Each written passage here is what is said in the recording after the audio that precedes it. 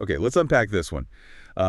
Imagine a book so potent, I mean, really controversial, it kind of haunted its own author and, ended up shaping a whole Yeah, what counterculture. a legacy. Absolutely. Today we're doing a deep dive into Anthony Burgess's unforgettable 1962 novel, A Clockwork Orange. A real mind bender. Totally. It's this near-future dystopian thing focusing on a 15-year-old narrator, Alex. He's a sociopath. And it's all written in this unique slang, right? Nadsat? Yeah, exactly. This fictional kind of Russian-influenced teen slang. You get words like Drews for friends or horror show for good. It takes a minute to get into. Definitely adds a layer. So we're pulling insights from this really fascinating review by Clifford Lee Sargent Hmm. from the Better Than Food YouTube channel. He really digs deep into the book's philosophy, the language, the moral questions. It's a great source for getting under the skin of the novel. Right. So our mission here is to pull out the most compelling nuggets of insight. We want to help you understand why this really disturbing story still feels so relevant today. And it is disturbing. What's fascinating, I think, is how Burgess packs so much into what seems like, on the surface, just a story about a violent kid. At its heart, this book really pushes us, doesn't it? It makes us confront this huge philosophical question. Is it actually better to choose evil freely than to be, forced into being good? And that's the journey Alex goes on, our narrator. He's forced into this, horrific behavioral conditioning, the Ludovico technique. Right, where they basically make him sick, physically ill, at the mere thought of violence. Or even just hearing his beloved Beethoven sometimes. Yeah, it's brutal. It's designed to completely strip him of his ability to choose violence, and it just forces you to ask that critical question. What's worse, the actual violence, the disease, or this cure that destroys free will? Exactly. What's the deeper philosophical game here, beyond just the shock value? How does Burgess make us really question what it means to be human? That really is the core of it, isn't it? It's not just a moral choice. It's a challenge to our very definition of humanity. If free will, even the freedom to choose badly is what makes us human. What does it mean if you take that away entirely? Does forced goodness even count, morally? That's the question. Does it have any real value? The novel uses this whole conditioning thing as a pretty powerful metaphor for state control, for totalitarianism. Yeah. It asks if a society that gets rid of choice, even if it says it's for peace and quiet, has it really achieved peace? Or is it something much creepier? And speaking of Alex himself, Wow. what a character. He's disturbing, absolutely, but you can't deny he's compelling. He draws you in somehow. Yeah, he's described as this high IQ sociopath, totally depraved, yet he weirdly has his own twisted principles and this charisma that's just shocking. His love for, ultra-violence is one thing, but then you add his passion for classical music, especially Beethoven. It's such a bizarre, unsettling combination. What's that about? I think that's what makes him so complex. And let's be honest, sort of alluring to some readers, which is also disturbing. Right. This deep dive we're doing, it highlights this really interesting parallel someone drew between Alex and Satan from Paradise Lost. Oh, interesting. How so? Well, think about it. Both are these incredibly charismatic villains, right? Their appeal is so strong, it almost threatens to overshadow the creator's moral message. Okay, I see that. Alex's actions are just awful, no question. But his inner life, especially his experience of music, it's described with this almost poetic reverence. It blends pain and pleasure in this really weird way. That mix. Yeah. Fusing something beautiful like music with something so destructive, it creates this really strange, unique emotional feeling that's hard to shake off after you read it. It almost makes you feel, complicit just by reading and maybe understanding him a tiny bit. What does it say about us that we can find, or maybe are forced to see, some kind of twisted artistry in violence? That's the genius of Burgess, though, isn't it? And the risk he took. He's not just showing violence. He's making us confront this uncomfortable idea that Alex, in his own messed up way, sees it aesthetically. For Alex, violence is art, and art is violence. It sort of taps into a dark part of human psychology, maybe? That ability to rationalize or even glorify awful things. And that feeling, that disorientation or complicity, it's dialed up even more by the language, the Nadsat we mentioned. Oh, absolutely. It definitely makes you work for it. I remember the first time I tried reading it, it felt like trying to crack a code. I wasn't sure I had the patience, honestly.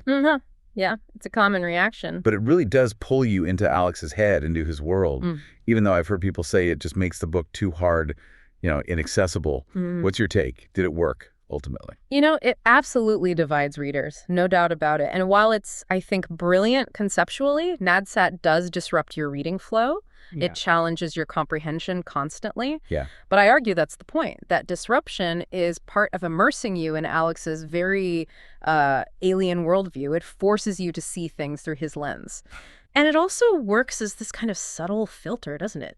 It maybe obscures some of the raw explicitness, but still gets the brutality across, makes it feel stylized almost. And maybe that immersion, the way it forces you to engage, Yeah. is part of why it became so influential, even if maybe not quite how Burgess wanted it to. That's a key point. What's really fascinating and kind of sad, actually, is that Burgess himself apparently didn't want Alex to be idolized. He regretted writing it later. Deeply regretted it by many accounts, especially after Stanley Kubrick's film came out. Ah, the film. Yeah, the thing really cemented Alex as this sort of anti-hero icon, this cool rebel figure for some audiences. And Burgess was reportedly horrified by that interpretation. Wow, that must have been incredibly difficult for him as the author. Absolutely. And when you know the backstory, this deep dive touches on it.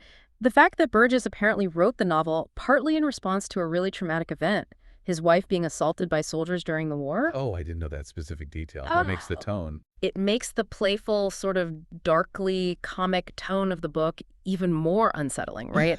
Knowing that personal pain is somewhere behind it. Definitely. And yet, despite his regrets, you can't deny the novel's impact.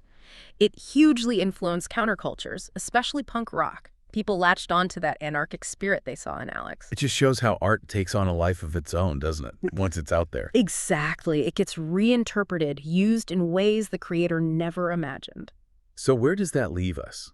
The book throws up all these huge contradictions, these moral dilemmas, and then just leaves them there. No easy answers. None at all. It forces you, the reader, to wrestle with them yourself. Even that final chapter, the one that famously got cut from the American edition in Kubrick's film, it doesn't exactly redeem Alex, does it? What does it do instead? No, not redemption in the usual sense. It suggests maybe that evil or intense youthful rebellion anyway can just fade away.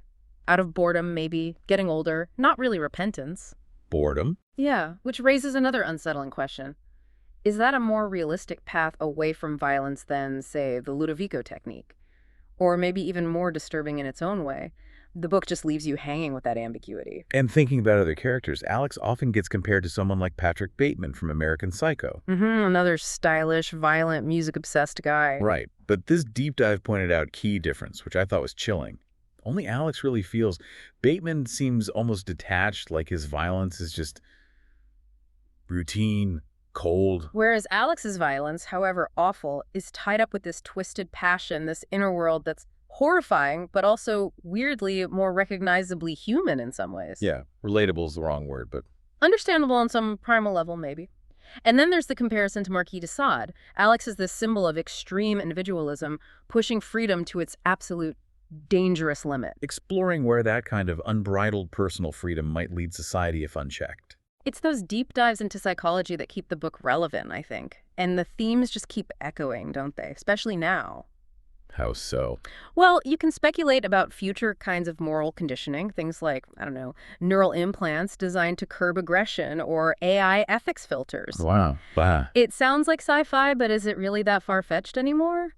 These ideas feel disturbingly close to the Ludovico technique, don't they?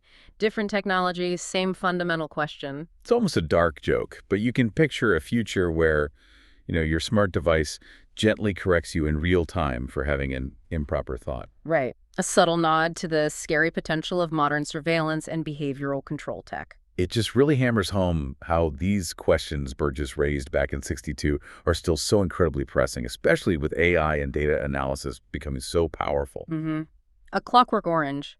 It really is a paradoxical masterpiece, isn't it? It's a book where evil is, yes, condemned, but it's also explored almost, aesthetically, in its own disturbing way. It's complex, it's morally murky, and it uses that experimental language to really provoke you, to get under your skin. So, look, while the Nadsat slang definitely takes effort, and the moral ambiguity might frustrate you if you're looking for clear heroes and villains. Which you won't find here. Definitely not. But it's highly recommended if you enjoy literature that genuinely challenges you, that makes you think hard. Agreed. Ultimately, I think this deep dive really shows us that sometimes great art doesn't wrap things up neatly. It doesn't always resolve.